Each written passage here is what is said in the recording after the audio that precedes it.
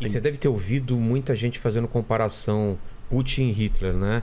Aquele começo, quando Hitler invade a Polônia, com ele invadindo a Ucrânia. Ele falou que não ia invadir.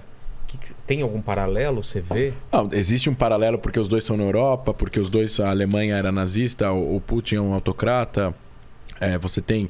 Era uma ditadura na Alemanha já, né? Há vários anos. Essa é uma pergunta. E a segunda pergunta é se pode escalar para uma coisa do tamanho que foi a Segunda Guerra Mundial, ou maior. Olha, poder pode. É mesmo? Não, existe poder... real essa... Não, assim, quanta chance isso tem, não dá para saber. Mas é que assim, a gente tá vivendo um momento. Julgar o momento dentro do momento é mais difícil do que julgar o momento depois que o momento passa. Ah, claro. Então, a gente tem uma quantidade de informações e a gente julga de acordo com essas informações, de acordo tem parte dessas e fazendo comparações com outros momentos da história. O que são os outros momentos da história? Quando o Hitler encontra com o Chennault lá, que era o primeiro-ministro da Inglaterra e o da França, e eles saem com a garantia de que ele não vai invadir a Tchecoslováquia, ele vai invadir, e depois ele vai invadir a Polônia. Existia aqui toda uma mentira por trás da ideia nazista, que existiam documentos mostrando isso, né?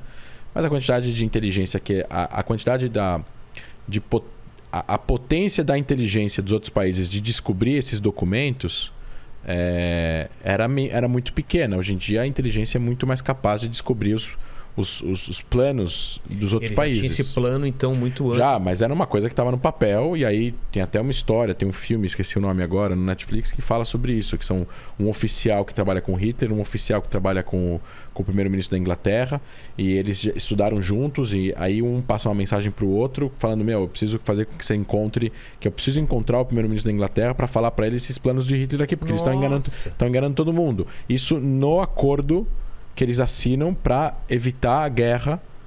E aí passa 2 meses, 3 meses e ele invade a Tchecoslováquia. Ele estava querendo ganhar tempo, na verdade. Ele estava querendo fazer com que a atenção fosse para outro lado. Então, assim...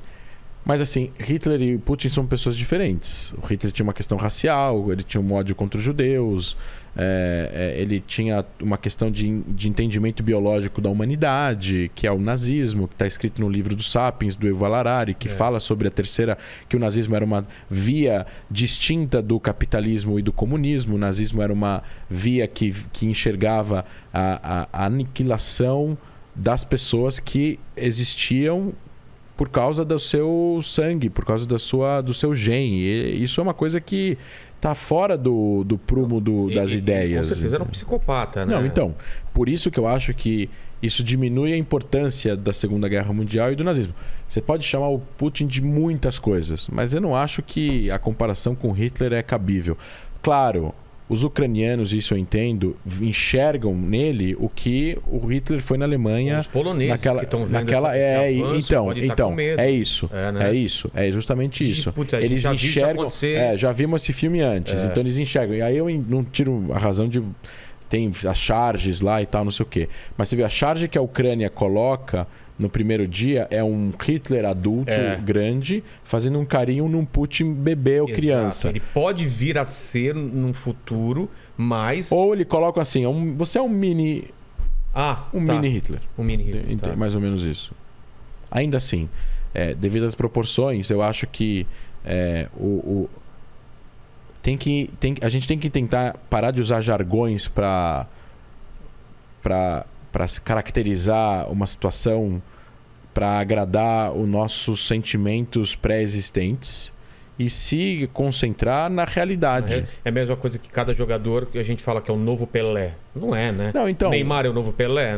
A gente já viu esse filme antes, quando falam, por exemplo, que Israel comete um genocídio. São jargões usados para poder suprir uma necessidade emocional de um conceito que eu acredito que a pessoa acredita que gera emoção. Mas se você for aos fatos, você vai entender por A mais B que não há um genocídio. Você pode criticar Israel de outras formas, mas genocídio não há.